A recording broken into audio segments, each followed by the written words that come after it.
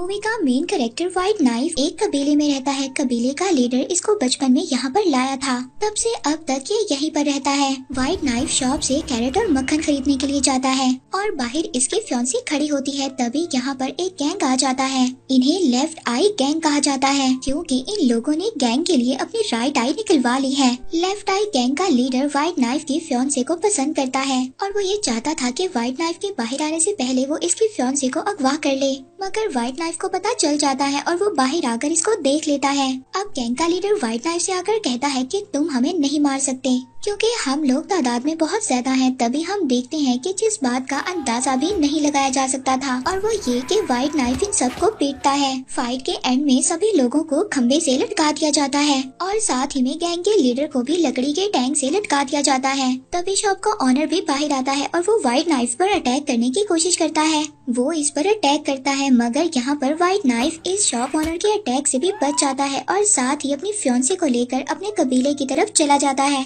White knife अपने कबीले में सबसे ज्यादा बहादुर है मगर शुरू से ये इस कबीले से ताल्लुक तो नहीं रखता, मगर इन लोगों ने इसको बाहर की दुनिया में रहने का तरीका भी सिखा दिया है। एक दिन हम देखते हैं कि एक व्हाइट मैन अपने बेटे को ढूंढते हुए इस कबीले में आता है। वो बताता है कि वो बचपन से अपने बेटे से नहीं मिला और यहाँ पर ये हमें पता चलता है, जैसे कि हमें पता चलता है कि व्हाइट नाइफ उसी आदमी का बेटा था जिसने उसे बचपन में खो दिया था। व्हाइट नाइफ का फादर एक डाकू है मगर अब वो ये अपना काम छोड़ना चाहता है और वो अपनी जिंदगी को अपनी मर्जी से गुजारना चाहता है। उसने चोरियां कर अच्छी खासी दौलत इकट्ठा कर ली है और अब वो ये दौलत अपने बेटे को देना चाहता है ताकि उसका बेटा ये दौलत अपने कबीले के लिए इस्तेमाल कर सके। और साथ ही साथ व्हाइट नाइफ को ये पता चलता है कि इसका नाम टॉमी है। अब टॉमी अपनी फियांसी की रिक्वेस्ट पर अपने फादर की दी हुई दौलत को एक्सेप्ट कर लेता है, मगर आपको बताया जाए कि अभी उसके पास ये दौलत नहीं है। एक्चुअली में टॉमी के फादर ने ये सारी दौलत पाइन के दरख्तों के नीचे छुपा दी है। अब टॉमी अपने फादर को बताता है कि जब वो स्कूल में था तो कुछ गुंडों ने उसकी मदर को मार दिया। वहाँ पर टॉमी के फादर उसको बताते हैं कि उसने साथ ही पहाड़ों में पाइन्स के ट्रीज में सारी दौलत छुपा कर रखी है। अब वो अपने बेटे को दौलत की लोकेशन बता ही रहा था, तभी उसके गैंग के साथी उसका पीछा करते हुए यहाँ पर पहुँच जाते हैं। वो लोग भी दौलत चाहते हैं और पैसे के लिए पूरे कबीले को मारने को तैयार हैं। इसके बाद वो टॉमी के फादर को अपने साथ लेकर चले जाते हैं ताकि वो उन्हें दफन की हुई दौलत के पास लेकर चला जाए। टॉमी के फादर उसको जाते जाते ये इशारा देते हैं कि दौलत विंड मिल के पास दफन की हुई है। अब टॉमी के फादर के जाने के बाद टॉमी ये सोचता है कि वो अपने फादर की दौलत को ढूंढेगा और वो इस गैंग को देकर अपने फादर को छुड़वा लेगा। अब जब ये पहाड़ों पर दौलत तलाश करने के लिए जाता है तो वहाँ पर इसको एक मसला होता है। वहाँ पर तो बहुत ज्यादा पाइन्स के दरख्त थे मगर इसको ये नहीं पता था कि इसके फादर ने कौन से पाइन के ट्री के नीचे दौलत को दफन किया है। काफी ज्यादा खुदाई करने के बाद इसका लीडर इसको कहता है कि तुम पैसा किसी और तरीके से कमाने का सोचो, मगर कुछ ही घंटों में ये $50,000 कैसे कमा सकता था।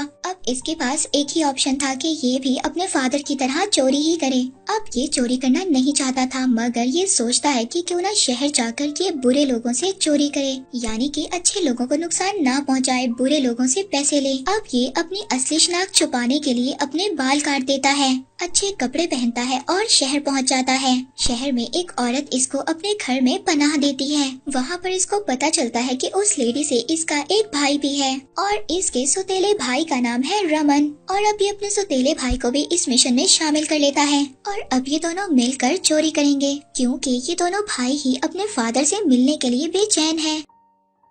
ये दोनों मिलकर अपने फादर को उस गैंगस्टर से बचाएंगे और तावान की रकम को इकट्ठा करने के लिए ये बैंक लूटने जाते हैं। हम देखते हैं कि टॉमी एक खिड़की से बैंक के अंदर दाखिल होता है मगर वहाँ पर बैंक का मैनेजर इसको देख लेता है। दूसरी तरफ रमन एक और लड़के से मिलता है जिससे मिलकर इनको पता चलता है कि वो भी इनका तीसरा सौतेला भाई है। अब रमन उस लड़के को भी अपने मिशन में शामिल कर लेता है। ये तीनों मिलकर अब तावान की रकम को इकट्ठा करेंगे। अब वहाँ पर टॉमी जब पैसे चुरा रहा होता है तो उसको पैसों के पास ही अपने फादर का एक लिखा हुआ नोट मिलता है जो कि उसने बरसों पहले जॉनी नाम के लड़के के लिए लिखा था। अब टॉमी बैंक मैनेजर से बचकर पैसे चुरा लेता है और वो पैसे चुराने में कामयाब हो जाता है। ये तीनों मिलकर वहाँ से भाग जाते हैं मगर मैनेजर इनका पीछा कर रहा था। वहाँ पर हम लेफ्ट आई गैंग को देखते हैं जो टॉमी से बदला लेने के लिए साजिश कर रहे हैं। वही शॉप का ऑनर जिस पर टॉमी ने अटैक किया था वो भी अब इस गैंग के साथ शामिल हो गया है। दूसरी तरफ हम तीनों भाइयों को देखते हैं जो रात कैंपिंग में गुजारते हैं। यहाँ पर इनका तीसरा भाई इनको बताता है कि उसकी गर्दन बहुत ही ज्यादा मजबूत है,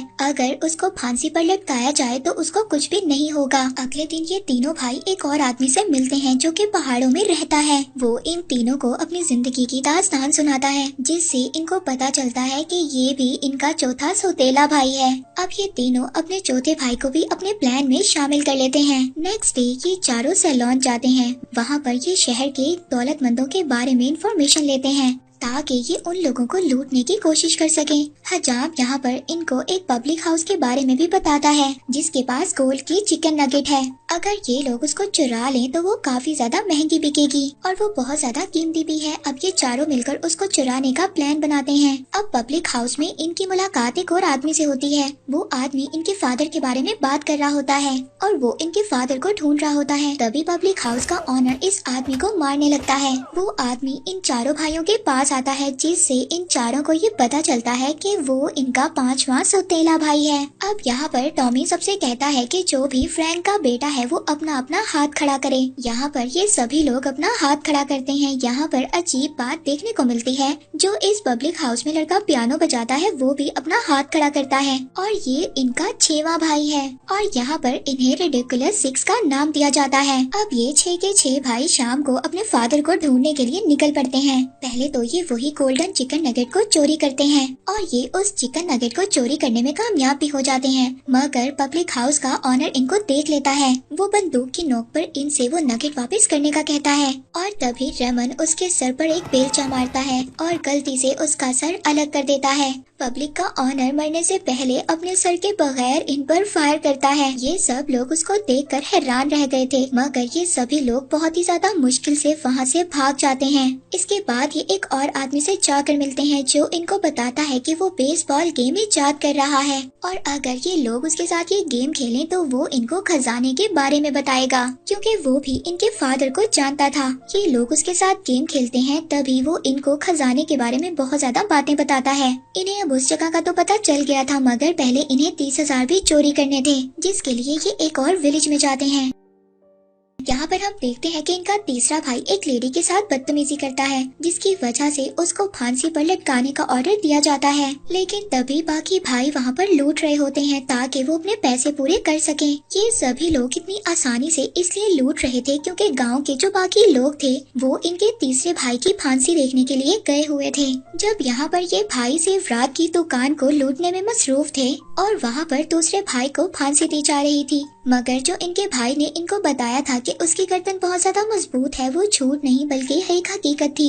वहाँ पर इनका भाई फांसी से डरा हुआ नहीं था, बल्कि वो तो फांसी को एंजॉय कर रहा था और पूरा का पूरा गांव उसको देखकर हैरान रह गया था। अब गांव का लीडर उसको वहाँ पर गोली मारकर मौत के घाट ही उतारने वाला होता है, मगर तभी उसके भाई उसको बचा लेते हैं। ये यहाँ से सिर्फ रात लेकर भाग जाते हैं। नेक्स्ट सीन में हम इन्हें दरिया में नहाते हुए देखते हैं, मगर यहाँ पर लेफ्ट आई गैंग इन पर अटैक कर देता है और साथ ही साथ इनके सारे पैसे लेकर भाग जाते हैं। अब जो इन सब भाइयों ने हासिल किया था वो ये सब लोग खो चुके थे और अपने फादर को बचाने की उम्मीद भी हार चुके थे। मगर तभी इनमें से इनका एक भाई शहर में होने वाले जुए के बारे में बताता है, जहाँ पर अमीर अमीर लोग आते हैं, अगर ये चाहें तो उन्हें लूट सकते हैं और इसके बाद इनकी ये उम्मीद दोबारा से जिंदा हो सकती है। अब ये लोग वहाँ पर जाते हैं। इनका एक भाई रमन एक अमीर ताजिर बनता है, जिसके साथ बाकी भाई गार्ड्स बने हुए थे, मगर तभी एक आदमी को इन पर शक हो जाता है। ये लोग वहाँ पर चाकू से डरा कर सभी लोगों से पैसे लेकर भाग जाते हैं। इसके बाद ये बेसबॉल प्लेयर की बताई हुई उसी जगह पर पहुँच जाते हैं जहाँ पर इन्हें विंड मिल तो दिखाई नहीं दे रही थी। ये लोग परेशान हो गए थे कि खजाना कहाँ पर है, मगर तभी ये जमीन में दफन हुए लेफ्ट आई गैंग को देखते हैं।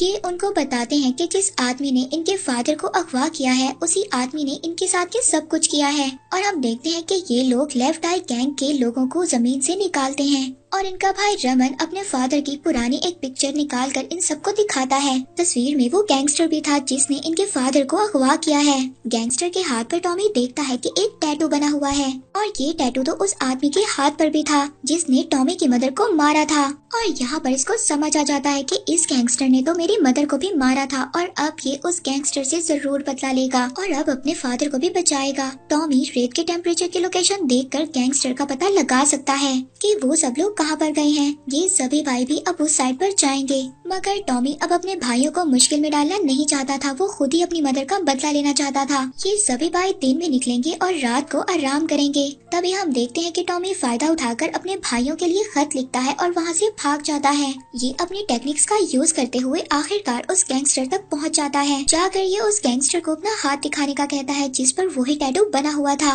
वो गैंगस्टर टॉमी की तरफ अपनी बंदूक का इशारा करता है, मगर टॉमी तो पहले ही से तैयारी कर आया हुआ था। वो फौरन से अपना चाकू निकालकर उस गैंगस्टर को मारता है और वो गैंगस्टर चाकू के अटैक से वहीं पर मर जाता है। तभी हम देखते हैं कि गैंगस्टर के लोग टॉमी पर अटैक करने वाले थे, मगर तभी यहाँ पर टॉमी के भाई भी आ जाते हैं और साथ ही लेफ्ट आई गैंग भी वहाँ पर आ गया था टॉमी को बचाने के लिए। इसीलिए गैंगस्टर के सभी लोग वहाँ से भाग जाते हैं। ये लोग अपने फादर को छुड़वा लेते हैं। इसके बाद इनके फादर अपने बेटों से मिलते हैं, जिसके बारे में इनको पता ही नहीं था कि वो मौजूद भी है या नहीं है। ये सभी भाई अपने फादर को बताते हैं कि आपको बचाने के लिए जितने ज्यादा पैसे चाहिए थे हमने तो उससे ज्यादा पैसे लूट लिए हैं और अभी हमारे पास और भी है। जैसे ही ये बात इनका फादर सुनता है तो इसका रवैया चेंज हो जाता है। ये अपने उन्हीं गैंगस्टर को बुला लेता है जो कि पहले चले गए थे। यहाँ पर इनको पता चलता है कि इनका फादर कोई अच्छा आदमी नहीं था। वो तो इसलिए ऐसा कर रहा था कि वो जानता था कि टॉमी अपने फादर के लिए पैसा कमाएगा